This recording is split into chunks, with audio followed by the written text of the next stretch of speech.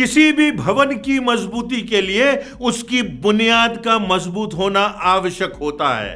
क्या मेरे और आपके जीवन की बुनियाद, क्या मेरे और आपके जीवन का आधार मजबूत है, चट्टान पर है या रेत पर बना हुआ है, सत्यता पर है या झूठी तथाकथित परंपराओं पर है? आज हम इन बातों पर विचार करेंगे। हिंदी चर्च ऑनलाइन की इस आराधना सभा में मैं आपका स्वागत करता हूं। आज हम परमेश्वर की आराधना करेंगे, उसकी उपासना करेंगे, उसके गीतों को गाएंगे, प्रार्थना के द्वारा अपने बात उसके सामने रखेंगे, अपने हृदय की वेदना उसके सामने रखेंगे। जो हमारा परमेश्वर जीवित है, अपने भक्तों की, अपने चाहने वालों की और वो लोग जो उसकी ओर दृष्टि करते हैं उनकी ओर उसकी दृष्टि लगी रहती है। उनकी याचना को वो सुनता है, उनकी याचना को वो सुन रहा है, उनकी आराधना पर उसकी नजर लगी हुई है। और परमेश्वर ने हमें जिंदगी दी है कि हमारी जिंदगी से परमेश्वर की आराधना हो। तो आइए हम आराधना में आगे बढ़ते हैं। आप सबों का हृदय से स्वागत है। परमेश्वर का धन्यवाद है आपकी उपस्थिति के लिए। परमेश्वर आपको इस आराधना के द्वारा बहुतायत से आशीष दे, ऐसी मेरी याचना है। आइए हम आगे बढ़ते हैं।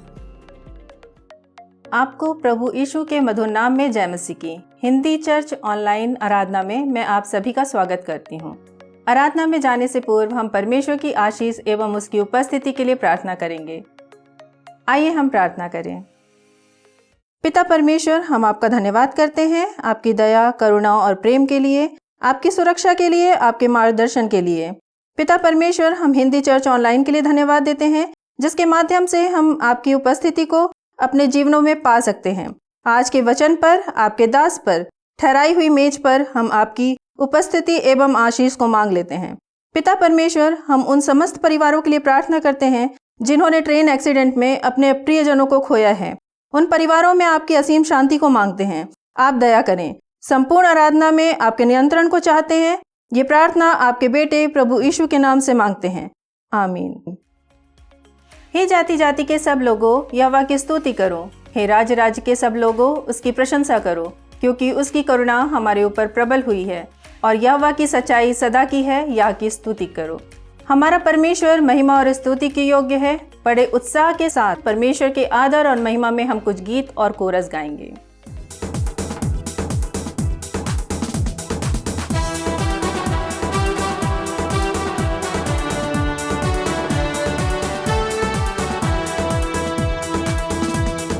जिसने आकाश बनाया, जिसने पृथ्वी बनाई, जिसने आकाश बनाया, जिसने पृथ्वी बनाई, वो सर्वशक्तिमान प्रभु है। वो यहोवा हमारे संग संग है। वो सर्वशक्तिमान प्रभु है। वो यहोवा हमारे संग संग है। सेनाओं का यहोवा हमारे संग संग है।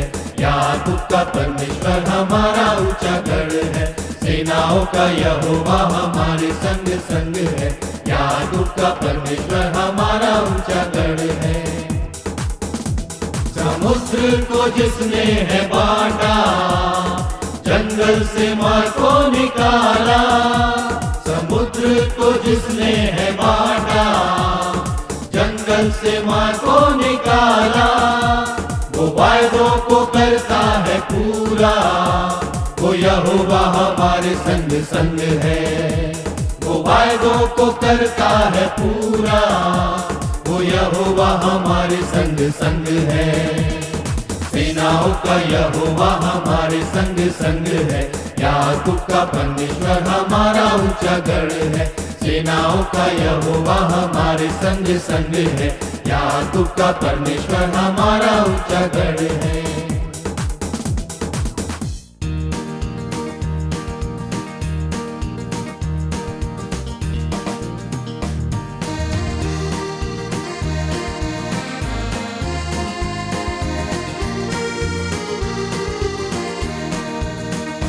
दिल मेरा ले ले प्यारे यीशु, तूने इसे बनाया है। इसमें तू अपना घर बना ले, जिसके लिए बनाया है। दुनिया की सब चीजें निकाल कर इसे पाक और साफ कर। दुनिया की सब चीजें निकाल कर इसे पाक और साफ कर। गंदगी गुनाहों की सब धोकर उस खून से जो बहाया है, दिल मेरा ले ले प्यारे यीशु, तूने इसे बनाया है। इसमें तू अपना घर बना ले, जिसके लिए बनाया है।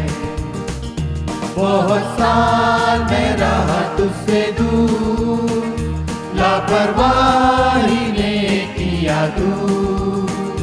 बहुत साल मैं रहा तुझसे दूर, लापरवाही ने किया दूर। दया प्रेम अनुग्रह की आशीषें धीरज धर मुझे सिखाया है। दिल मेरा ले ले प्यारे यीशु, तूने इसे बनाया है। इसमें तू अपना घर बना ले, जिसके लिए बनाया है। जब पढ़ता हूँ मैं तेरा वचन, तेरे पास आने का जो है साधन। जब पढ़ता हूँ मैं तेरा वचन, तेरे पास आने का जो है साधन। सच्ची राह विश्वास और अनंत जीवन, आशा उम्मीद बढ़ाया है। दिल मेरा ले ले प्यारे यीशु, तूने इसे बनाया है। इसमें तू अपना घर बना ले, जिसके लिए बनाया है। पवित्र आत्मा का यहोवे भवन, उसके ही बपतिस्मे से।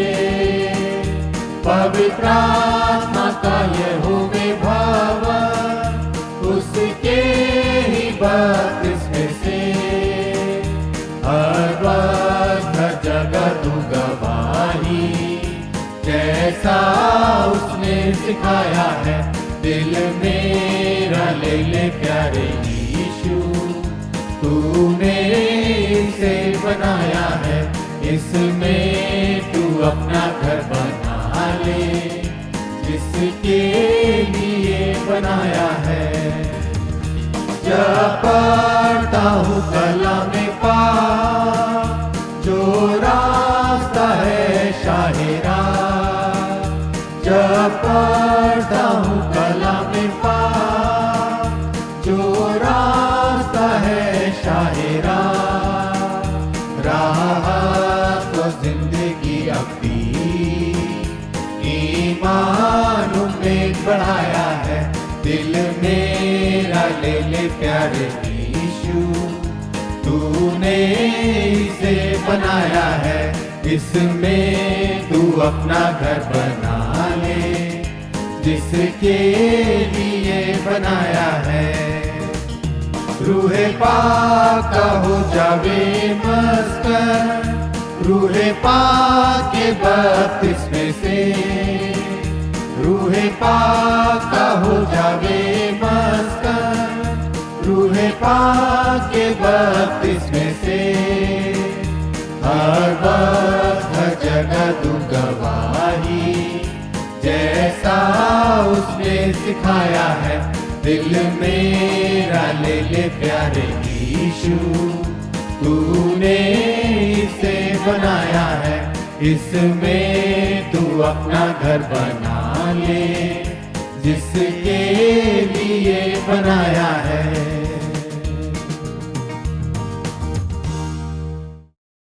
संसार का हर व्यक्ति किसी न किसी बात पर विश्वास अवश्य करता है। व्यक्ति आस्तिक हो, जिसकी आस्था ईश्वर पर हो, चाहे व्यक्ति नास्तिक हो, जो ईश्वर को ही ना मानता हो, जो ईश्वर को नहीं मानता, जो ईश्वर के अस्तित्व को नकार देता है, उसका भी एक विश्वास है कि ईश्वर नहीं है। हर एक व्यक्ति की एक आस्था होती है, एक विश्वास होता है, और यह जीवन का आधार होता है। किसी न किसी बात पर उसकी मानसिकता आधारित होती है, और ये जो विश्वास की बात है, ये जीवन में बहुत प्रमुख बात है।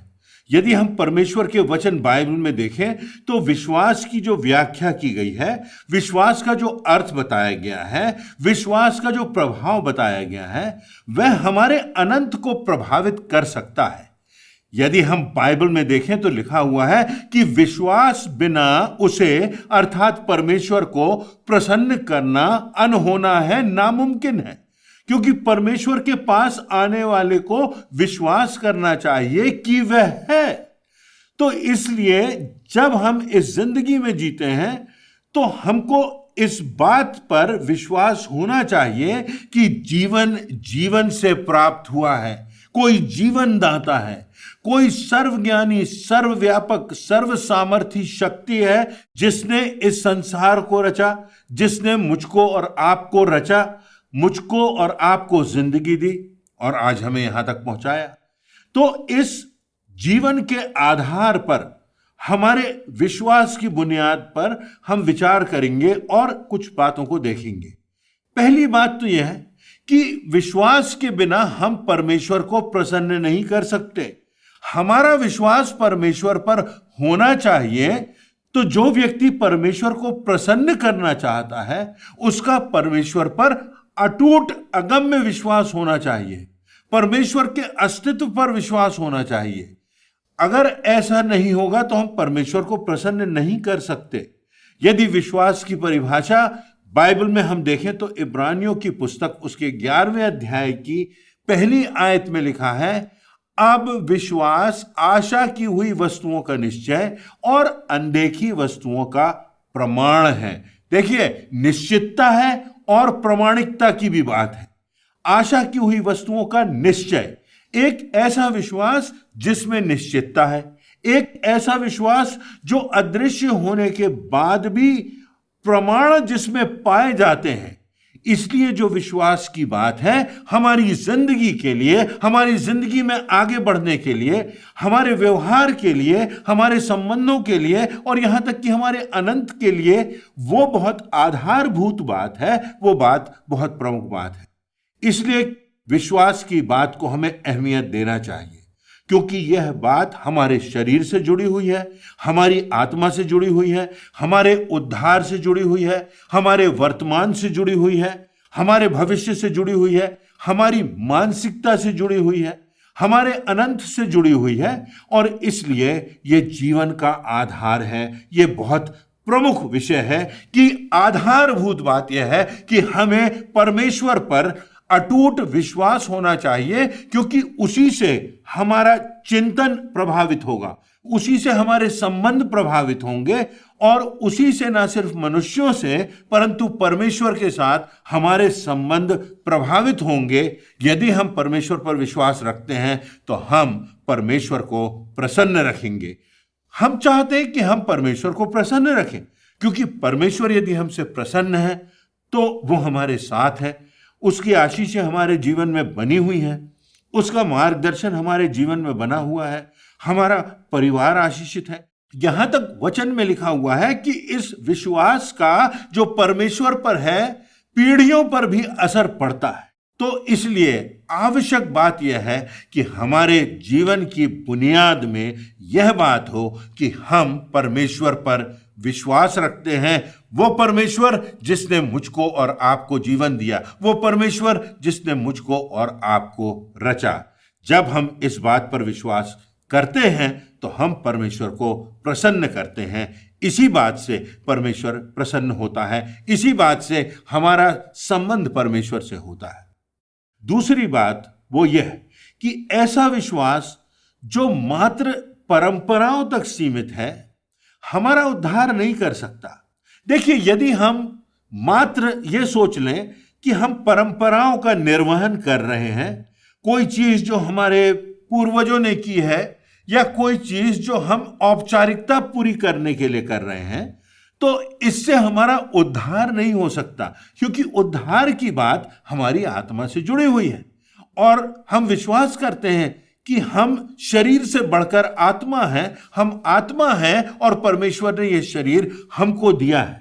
याकूब की पुस्तक उसके 2 अध्याय की 17वीं आयत में लिखा हुआ है, वैसे ही विश्वास भी यदि कर्म सहित ना हो तो अपने स्वभाव में मरा हुआ है। विश्वास में कर्म ही नहीं तो विश्वास में जान ही नहीं, तो विश्वास में आत्मा का फल भी नहीं, विश्वास की गवाही ही नहीं, वो हमारे व्यवहार में दिखाई नहीं दे रहा। तो ऐसा विश्वास कैसे हमारा उद्धार करेगा? केवल धार्मिक स्थलों की यात्रा पर चले जाना, धार्मिक शब्दावली का प्रयोग करते रहना, केवल रीति रिवाजों का निर्वहन करते रहना, औपचारिकताएं समझकर एक धर्म को निभाते रहना, क्योंकि हमारे पूर्वजों ने किया, हमारे आसपास के लोग कर रहे हैं, यह ऐसी मान्यता है। पर उस मान्यता में कोई प्रामाणिकता नहीं है, उस मान्यता में, उस परंपरा में कोई जान नहीं है।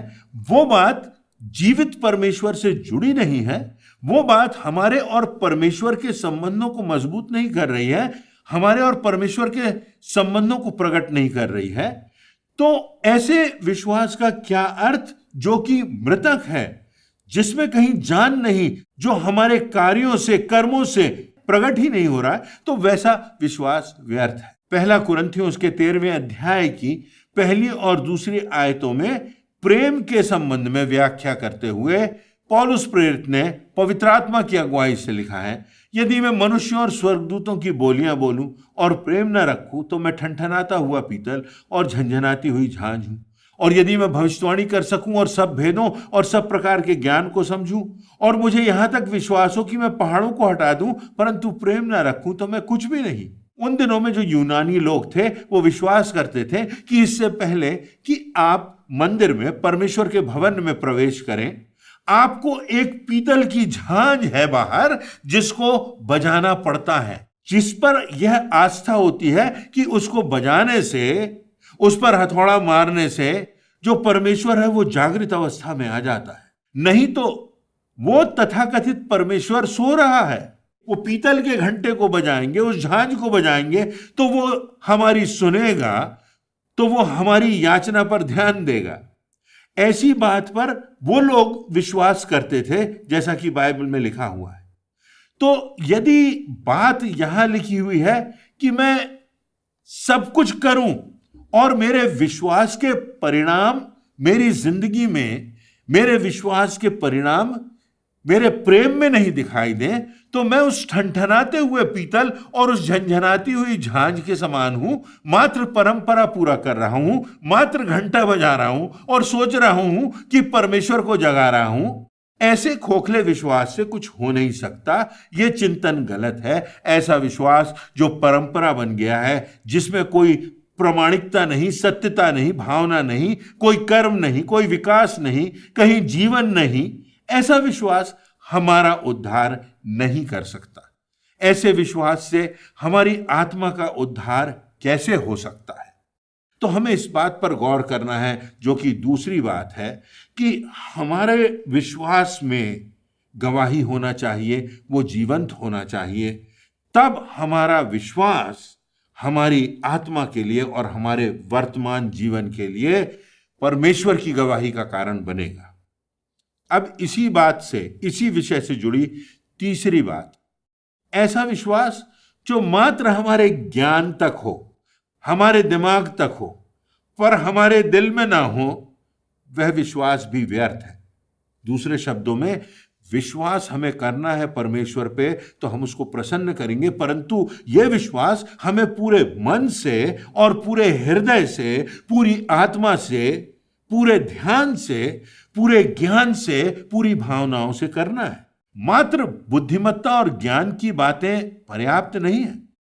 तर्क वितर्क भी हम कर लें तो भी उससे कुछ नहीं होता।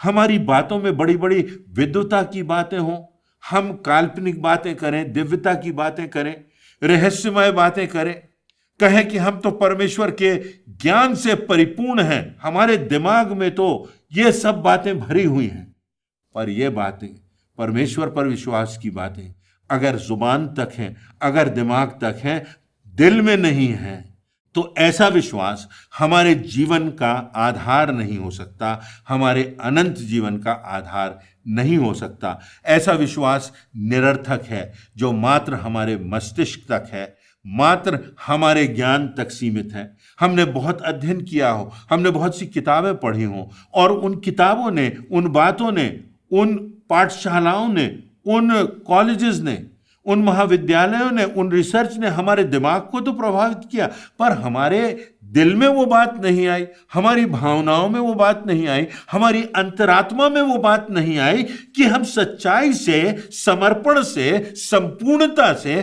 सारे मन से परमेश्वर पर विश्वास रखें। तो ऐसा ज्ञान तक सीमित रहने वाला विश्वास व्यर्थ है।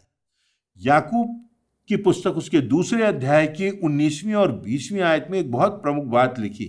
वहां लिखा है, तुझे विश्वास है कि एक ही परमेश्वर है, तू अच्छा करता है।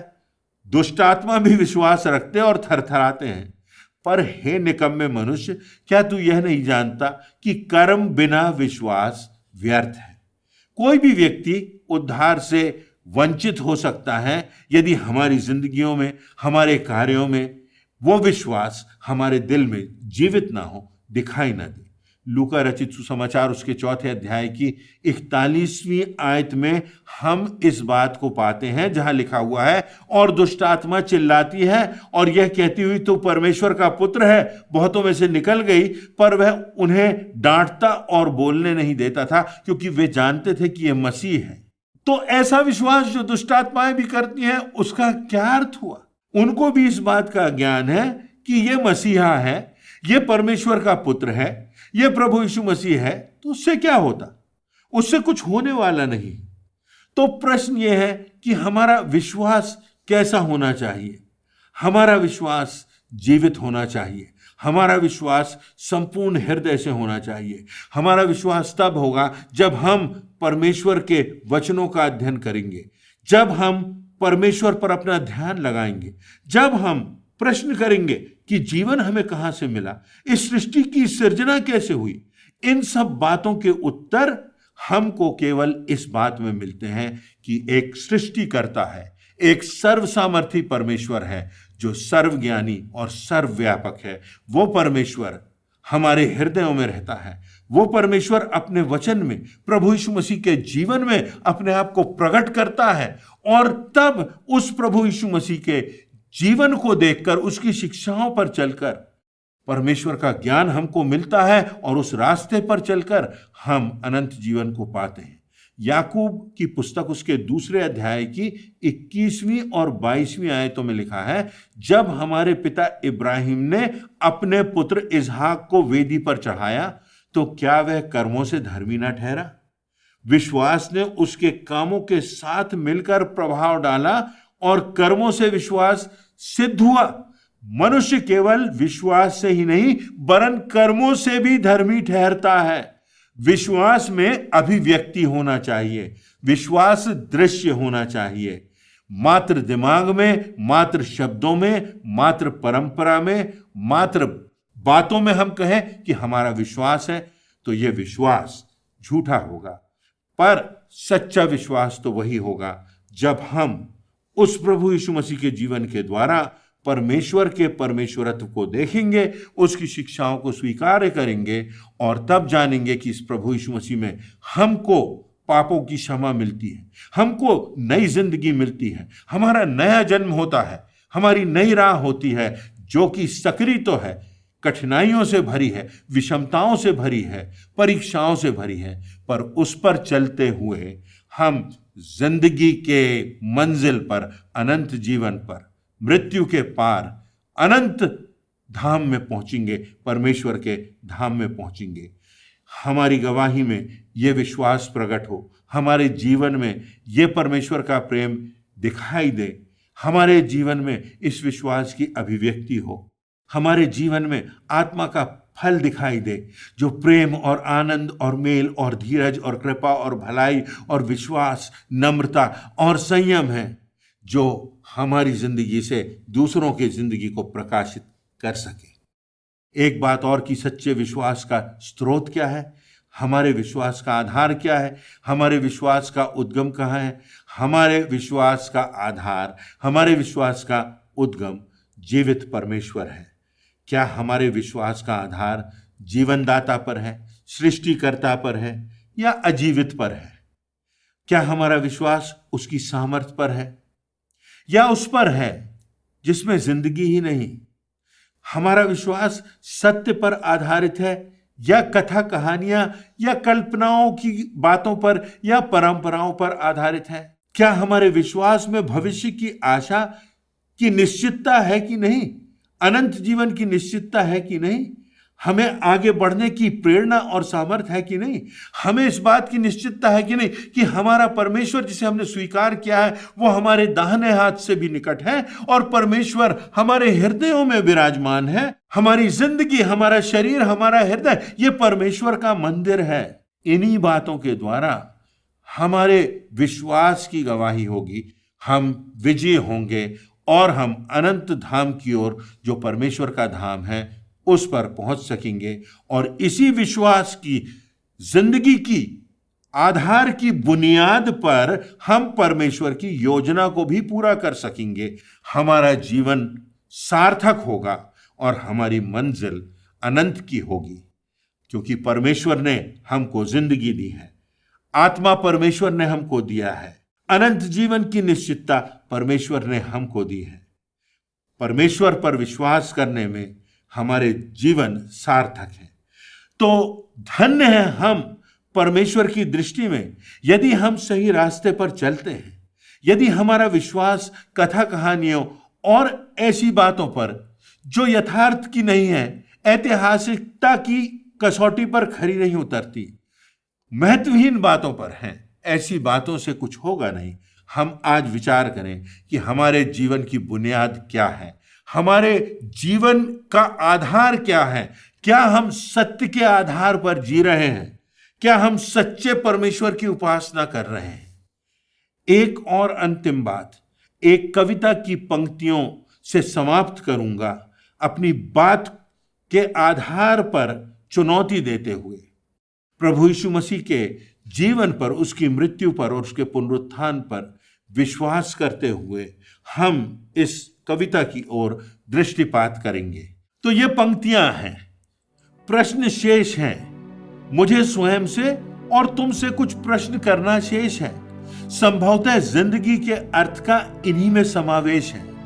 अक्सर क्यों हम कांटों से खुशबू की अपेक्षा करते हैं, जिनमें संवेदना ही नहीं, उनके सामने अपनी व्यथा व्यक्त करते हैं। जो देख नहीं सकते वो कैसे करेंगे रंगों की बात, जो चल नहीं सकते उनसे क्यों चाहते हैं रास्तों में साथ, जो बेजुबां हैं उनसे कहते हैं गाने को गीत, जिनमें भावनाएं ही नहीं उनसे अपेक्षित है जीवन संगीत। मरुस्थल की रेत से कैसे बुझेगी प्यास, वो तेरे दर्द को कैसे समझेगा, जिसे नहीं तेरे आंसुओं का एहसास। इतना सब होते हुए मुझे आश्चर्य है कि जो निष्क्रिय है, निर्जीव है, मृतक है, उसी से तुम्हारी अपेक्षा है, और जो मार्ग है, सत्य है, जीवन है, उसी से तुम्हारी उपेक्षा है। आश्चर्य है कि ये प्रश्न आकर मुझे क्यों सताते हैं और तुम्हारे पास जाकर क्यों नहीं तुम्हें जगाते हैं। हम परमेश्वर की ओर देखें, अपने हृदय की ओर देखें और निश्चित कर लें कि हम सही राह पर चल रहे हैं, जो हमें सही मंजिल की ओर ले जाएगी। परमेश्वर इन वचनों से आपके चिंतन को प्रभावित करे और हमारे जिंदगी का आधार, हमारे जीवन की बुनियाद एक सच्चा विश्वास हो जो जीवंत हो। परमेश्वर आप सबों को आशीष दे। जय मसीह की। आज के आशीषित एवं प्रेरणादायक वचन के लिए हम परमेश्वर पिता एवं प्रभु के सेवक को धन्यवाद देते हैं। परमेश्वर का अनुग्रह उनके ऊपर बना रहे और आज का वचन हमारे पांव के लिए दीपक और मार्ग के लिए उजियाला ठहरे। हम न केवल इन वचनों को सुनने वाले बल्कि इन वचनों पर चलने वाले बने। अब समय है कि हम प्रभुभोज की ब्यारी में शामिल हों। हम परमेश्वर के महानतम बलिदान, उसके पुत्र प्रभु यीशु मसीह का स्मरण करेंगे। प्रभुभोज में शामिल होने से पहले हम अपने मनों को तैयार करेंगे इस गीत के द्वारा।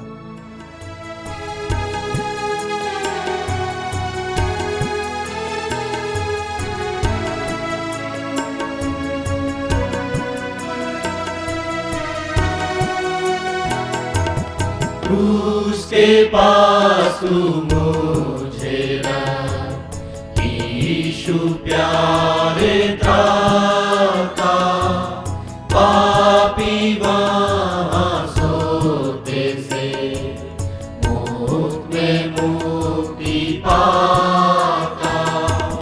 क्रूस की मैं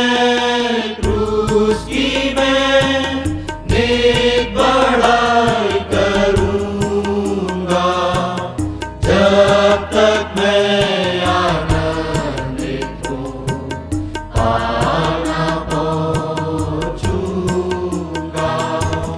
क्रूस के पास जब आया मैं, प्रेम और कृपा पाई, वहाँ किरण सूर्य की मेरे दिल में आई। क्रूस की मैं नेक बढ़ाई करूँगा, जब तक मैं आनंदित हूँ पार न पहुँचूँगा। अब हम अपने आराधना के केंद्रीय भाग में पहुंच चुके हैं। प्रभु की मेज में शामिल होंगे। इसके पहले कि हम इस मेज में शामिल हों, अपने मनों को तैयार करें। प्रभु यीशु जिस रात वह पकड़वाया गया, उसने रोटी ली, धन्यवाद करके उसे तोड़ी और कहा, ये मेरी देह है जो तुम्हारे लिए तोड़ी जाती है, मेरे स्मरण के लिए यही किया करो। इसी रीति से उसने ब्यारी के पीछे कटोरा भी लिया और कहा, ये कटोरा मेरे लहू में नई वाचा है, जब कभी पीते हो तो मेरे स्मरण के लिए यही किया करो। क्योंकि जब कभी तुम ये रोटी खाते और इस कटोरे में से पीते हो, तो प्रभु की मृत्यु को जब तक ना आए प्रचार करते रहो। आइए हम इस ब्यारी के लिए परमेश्वर को धन्यवाद दें। पिता परमेश्वर, हम तेरा धन्यवाद करते हैं जीवन की सारी उन उत्तम आशीषों के लिए जो तेरी ओर से हमें प्राप्त होती हैं। पिता परमेश्वर, तूने जीवन दिया, बहुतायत का जीवन दिया, इसके लिए हम तेरा धन्यवाद करते हैं। पिता परमेश्वर, धन्यवाद देते हैं तेरे अपरंपार प्रेम, आशीष, क्षमा के लिए कि तूने हम जैसे पापियों के लिए अपने आप को बलिदान कर दिया कि हम तेरे रक्त से खरीदे जाएं और तेरे नाम को लेकर आगे बढ़ सके। इस ब्यारी पर हम तेरी आशीष चाहते हुए इस विनती को प्रभु यीशु मसीह के नाम से मांगते हैं, आमीन। प्रभु की मेज तैयार है। जिन्होंने प्रभु यीशु मसीह के नाम का बपतिस्मा लिया है, वही इस मेज में सम्मिलित हो सकते हैं।